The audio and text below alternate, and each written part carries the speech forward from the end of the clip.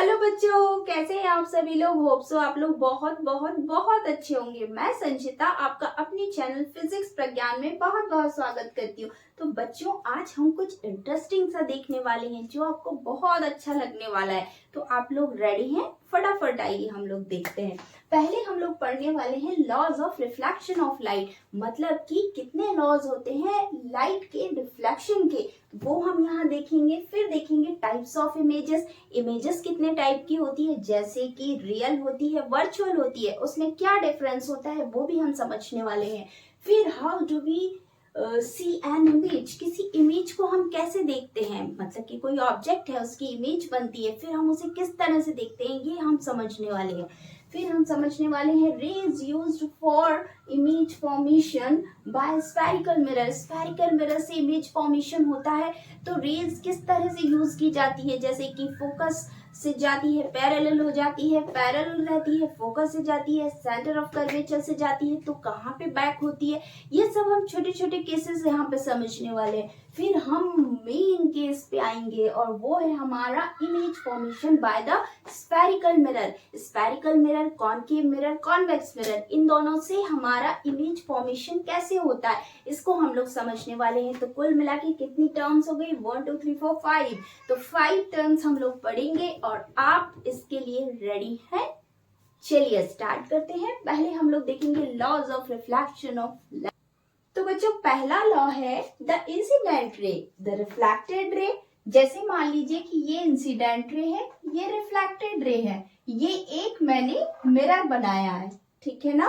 तो incident ray, reflected ray and the normal, normal हम कहाँ लेते हैं, ये पॉइंट ऑफ इंसिडेंस है, इस पे हमने नॉर्मल लिया, ठीक है ना,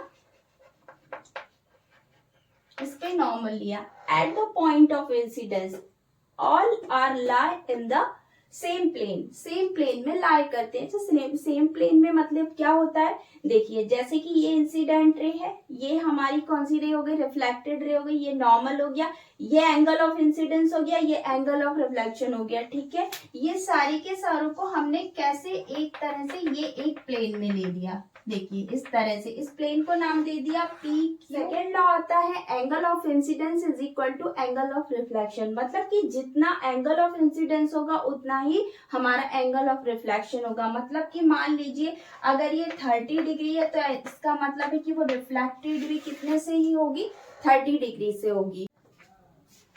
अब हम देखेंगे रियल इमेज और वर्चुअल इमेज में डिफरेंस। जैसे कि मैं आपको पहले बता चुकी हूँ, कुछ टर्म समझा चुकी हूँ कि यदि मैंने एक कॉनकेव मिरर लिया, अब इस कॉनकेव मिरर में सेंटर पॉइंट को क्या कहते हैं, हम लोग पोल कहते हैं, जो मिरर का सेंटर पॉइंट, और इससे जाने वाली एक्सिस को क्या कहते हैं, प्रिंसिपल एक्सिस। तो कोई रे जब parallel to the principal axis है तो पास होगी, वो कहाँ से जा रही है, आपके फोकस से जा रही है। मतलब कि एक रे और ले सकते हैं यहाँ पे, जो कहाँ से जाएगी, फोकस से जाएगी। तो इसका मतलब है कि जो इमेज फॉर्मेशन यहाँ पे होगा वो रियल होगा। मतलब क्या, ये एक्चुअली मीट हो रही है, तो उससे बनने वाली इमेज को हम कौन सी इमेज कहेंगे, रियल इमेज। और वर्चुअल केस पे भी अगर मान लीजिए कि ये एक light ray parallel to the principal axis आ रही, रिफ्लेक्ट होके ये यहाँ जा रही है, इसका मतलब है कि यह यहाँ पे इसका जो फोकस है वो इस तरफ बनेगा, मिरर के पीछे बनेगा। पर बात ये आएगी कि उस केस में हम लोग क्या बोलेंगे यहाँ पे कि ये इस पे मीट नहीं हो रही है, बट यहाँ पे अपीयर टू मीट बोलेंगे हम लोग इसको, क्योंकि यहाँ पे बनने वाली इमेज वर्चुअल है, क्योंकि एक्चुअली मीट नहीं हो रही है, but it appears to meet. इसी तरह से हमने इस तरह से हमने डिफरेंस। हाँ तो बच्चों, अब हम लोग समझने वाले हैं रे use for image formation by the spherical mirror. Means रे जब ऑब्जेक्ट से आती है तो आफ्टर रिफ्लेक्शन वो किन किन पोजीशन से कहाँ कहाँ जा सकती है, तो वो हम यहाँ पे देखते हैं। जैसे कि देखिए, पहले मैंने देखा, ये किसका केस देखा मैंने, ये कॉनकेव मिरर का केस देखा, और ये वाला क्या है, हमारा कॉन्वेक्स मिरर है, ठीक है। दोनों केसेस में देखेंगे। पहले केस में देखिए, कॉनकेव मिरर के केस में जब हम लोग देख रहे हैं तो रे यदि parallel to the principal axis आ रही है तो आफ्टर रिफ्लेक्शन कहाँ से जा रही है, फोकस से जा रही है। इसी तरह से जब हम कॉन्वेक्स के केस में देख रहे हैं तब भी क्या हो रहा है, parallel to the principal axis जो आ रही है वो रिफ्लेक्शन के बाद जा तो रही है यहाँ से रिफ्लेक्ट होके, पर अपीयर टू मीट मिरर के पीछे फोकस पे मिल रही है। तो इसका मतलब है कि दोनों केस से समझा कि जब कोई light ray parallel to the principal axis आती है तो वो कहाँ से जाती है बच्चों, वो फोकस से जाती है।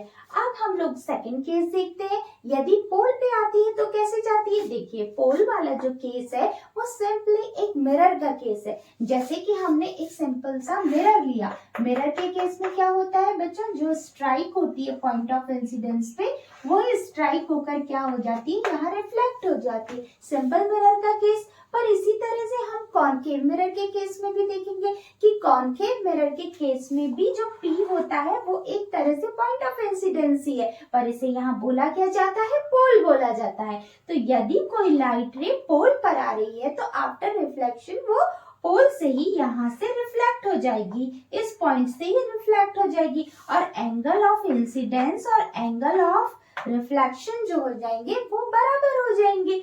इसी तरह से हम किस केस में भी देख सकते हैं, हम देख सकते हैं कॉन्वेक्स के केस में भी, जब लाइट रे पोल पर आ रही है और पोल से ही रिफ्लेक्ट होकर के वापस जा रही है। हमने कॉनकेव मिरर के केस में देखा, अब यही हम कॉन्वेक्स मिरर के केस में देखते हैं। इसके केस में भी क्या होता है कि यदि कोई लाइट रे आ रही है, कहाँ पर आ रही है, सेंटर ऑफ कर्वेचर पे, तो वो सेंटर ऑफ कर्वेचर पे ही वापस जा रही है।